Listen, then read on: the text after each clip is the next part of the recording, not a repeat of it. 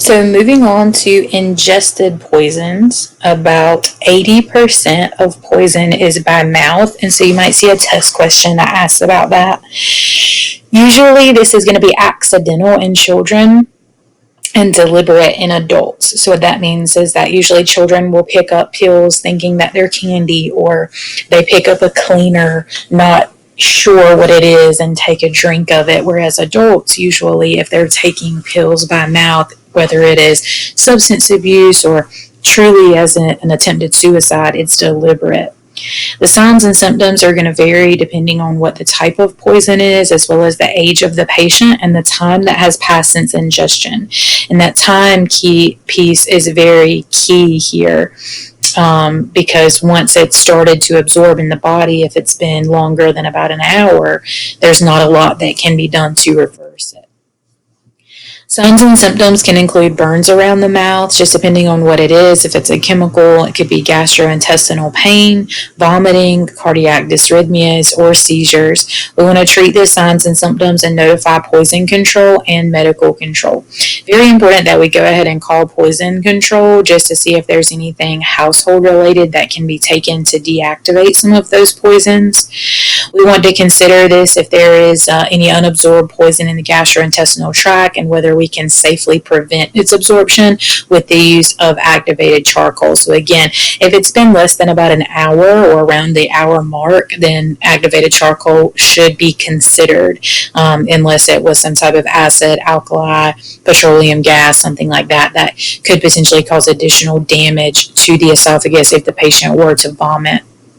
So again, just thinking about that activated charcoal, on average for adults, we administer 50 to 100 grams. It is measured in grams, not milligrams. And for pediatric patients, it's 1 gram per kilogram. So remember, we talked about this previously. We want to shake this up. We would just cut that tip of that off so that they can drink it right out of the bottle. Some people might ask for it to be in a glass with a straw. Some types of manufacturers already include the straw. Some include flavoring packets. So just be familiar with what you have available to you.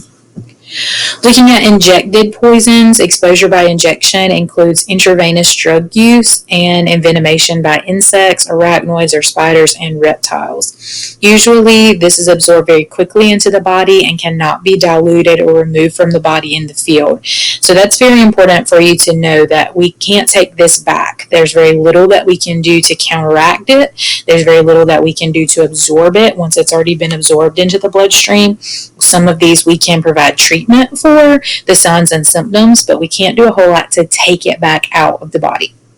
Signs and symptoms, depending on what it is, might include weakness, dizziness, fever, chills, unresponsiveness, and excitability. Again, it just depends on if it's a drug, what type of drug it is, and then also if it's an envenomation. Is this a typical reaction by the body, or is it an allergic reaction, which would require a whole separate set of treatment?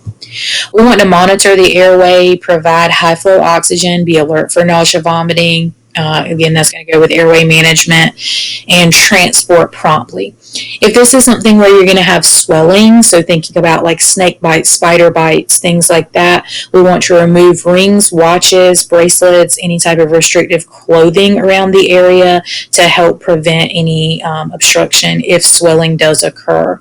You can also take a marker or a pen and circle around the area of envenomation and what's swollen when you are first encountering the patient, so that you can see, does the redness or swelling spread, and how quickly is that happening.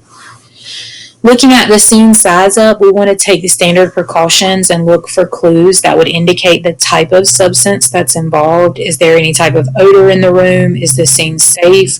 Are there medication bottles lying around? Are there medications missing that would indicate an overdose? So that's really important. If you're not sure if the patient overdosed, ask the family member or bystander, do they have medications that they take daily? Can I see them? And then count those medications there, to see what date was it filled, and then also how many should still be in the bottle based off of that date that's filled, how many times per day are they prescribed to take it, so on and so forth. Are alcoholic beverage containers present? Are there syringes or any other drug paraphernalia? Is there a suspicious odor that could indicate the presence of a drug laboratory? So again, looking for maybe not even just the smell, but signs, symptoms. If you see any paraphernalia there, if you have like propane tanks with a green film around them, that would indicate methamphetamines, that type of thing.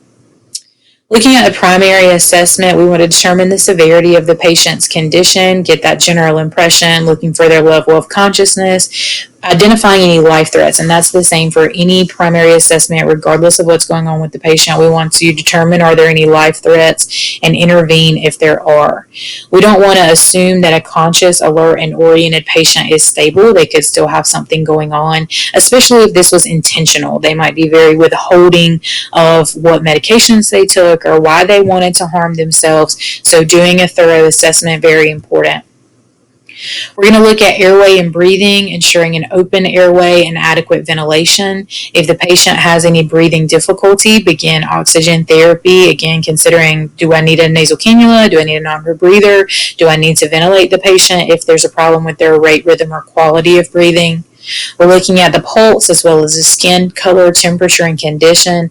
And then we're going to make that transport decision. So we want to consider prompt transport for any patients that have obvious alterations or life threats regarding the ABCs if you've determined that they have a very poor general impression. But anyone who is exposed to a hazardous material by any means must be thoroughly decontaminated before leaving the scene. And again, we really want to encourage them to seek medical attention because we're not sure what could be going on inside of the body that we can't see right now. We want to investigate the chief complaint. If they are responsive, asking your sample history. If they're unresponsive, trying to get this information from other sources on scene, family members, bystanders, medication bottles, looking in the refrigerator, in the medicine cabinet, purse, looking for emergency contact information in a phone. We want to ask the following questions. What is the substance that is involved? When were they exposed? What was their level of exposure? Have they been exposed to this before? Have they performed any interventions? And how much do they weigh? And again, we talked about the importance of those questions previously in part 1 of this video. Moving on to the secondary assessment, looking at the physical exam, we want to focus on the area of the body that's involved with the poisoning or the route of exposure. But if the patient is unresponsive or has a significant mechanism of injury, then we might need to do a full body assessment.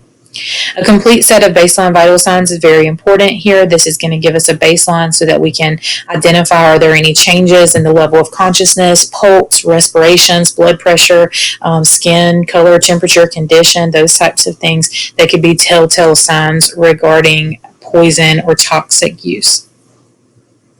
We want to reassess the adequacy of the ABCs and repeat our vital signs 15 minutes if the patient appears to be stable and 5 minutes if the patient is unstable or if they have consumed a potentially harmful or lethal dose of medication or substance. And then when we get to communication and documentation, we want to report as much information as we have about the poison or chemical to the hospital. Is this something that's going to be a potential threat to them? Do they need a hazmat team? Do they need to continue decontamination of the patient? Do they need specialty equipment for the patient? We want to bring or have the company fax those MSDS sheets that we talked about for all of those materials into the hospital if this occurred in a work or laboratory setting. And then looking at specific types of treatment for each medication, substance, or toxin that we come into contact with. We want to first make sure that we are safe, of course, following our standard precautions and perform any external decontamination that there might be, removing tablets or fragments from the patient's mouth, but don't put those directly into the trash can. If you want to hold on to those that would be ideal to just show them at the hospital. Wash or brush any poison from the patient's skin, again, if it's powder, specifically before applying water. Assessing their ABCs, treating for shock, and transporting the patient promptly to the nearest hospital or the most applicable hospital, depending on the situation. And remember, with treating for shock, we're considering a couple of things here, and that's positioning of the patient, position of comfort, keeping them as warm as possible for temperature control, administration of oxygen if we need to. And then our next focus should be on trying to absorb or remove as much of that toxin from the system as we can if we are able to do so. Obviously, we said with injections that would be difficult. The way that activated charcoal works is that it binds to specific toxins and then carried out of the body. So it goes in and it binds with those toxins before the body has the opportunity to absorb them, and then it's excreted. And usually that's through fecal matter, but again, it could induce vomiting. That's not the point, but it might be a potential side effect and happen. Again, that activated charcoal for those reasons is not indicated for patients who have ingested acids, alkalis, cyanide, ethanol, iron, lithium, methanol, mineral acids, organic solvents, essentially anything that could have potentially burned the esophagus going down. If they do start vomiting again, we don't want to cause additional damage. So if it burned going down, it could burn coming up. So we want to make sure we avoid that. And anyone who has a decreased level of consciousness and cannot protect their own airway or swallow or follow directions appropriately, we don't want to put anything in their mouth, so no activated charcoal for them.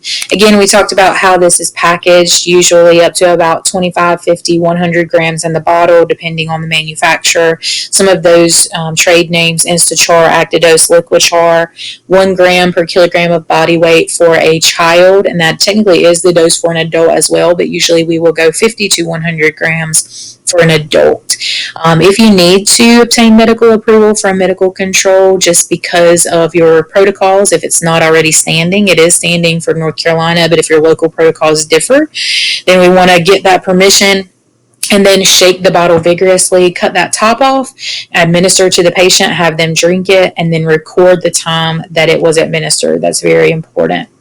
If the patient refuses the activated charcoal, we need to document this on a refusal form, just like we talked about how a patient has the right to refuse treatment and transport. Remember, they also have the right to refuse specific treatments or medications. So we would use that form to document here that we encourage the patient, we advise them that this is what they need and that they refused it. Keeping in mind that some of the side effects from this might be nausea, vomiting, diarrhea, constipation, black tarry stools.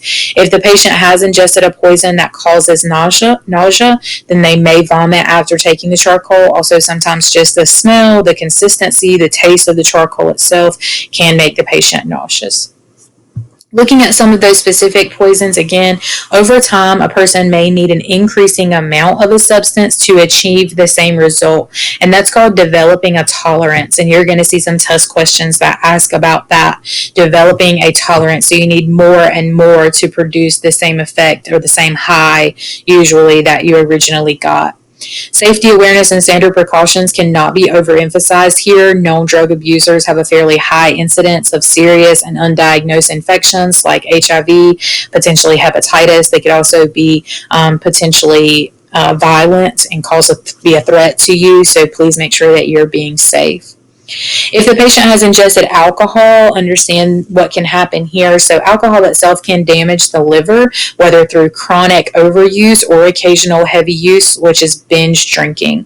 So binge drinking can be more damaging than chronic use. Those large amounts in one sitting can be a big deal, but chronic use also has its own issues as well. Alcohol is a powerful central nervous system depressant, so it decreases your activity and excitement.